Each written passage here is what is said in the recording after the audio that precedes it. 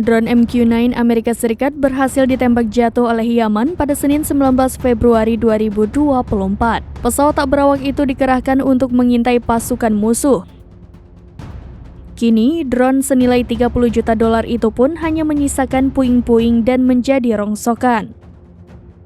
Inilah penampakan dari drone MQ-9 milik Amerika Serikat yang berhasil ditembak jatuh oleh Houthi. Adapun pasukan Yaman itu menembak pesawat tersebut di Provinsi Hudaidah. Dari video yang beredar, terlihat bahwa puing-puing drone itu pun jatuh di tepi pantai. Terlihat puing-puing itu pun bertebaran di sejumlah tempat. Diketahui bahwa serangan Yaman ini dikonfirmasi oleh juru bicara Houthi, Jenderal Yahya Saree pada Senin 19 Februari pagi.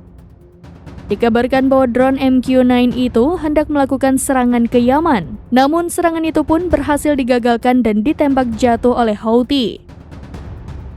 Dikutip dari CBS News, MQ-9 digunakan terutama untuk mengumpulkan intelijen tetapi juga untuk melakukan serangan terhadap sasaran. MQ-9 memiliki harga kisaran $30 juta atau sekira 450 miliar rupiah. Tentu serangan drone ini pun membuat Amerika Serikat mengalami kerugian besar.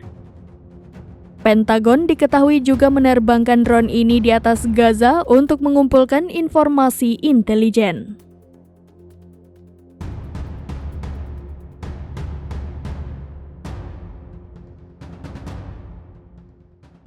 Download Tribun X sekarang, menghadirkan lokal menjadi Indonesia.